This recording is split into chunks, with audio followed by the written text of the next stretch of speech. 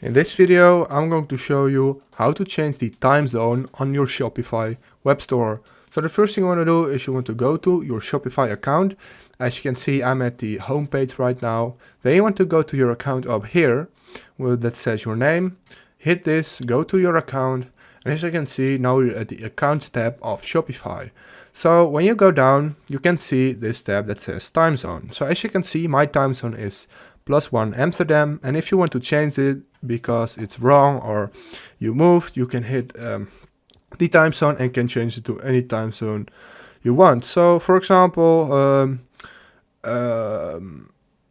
Alaska, I can just save it, and now I successfully changed my time zone. So if this video helped you out, please leave a like, please subscribe, and see you next time. Bye.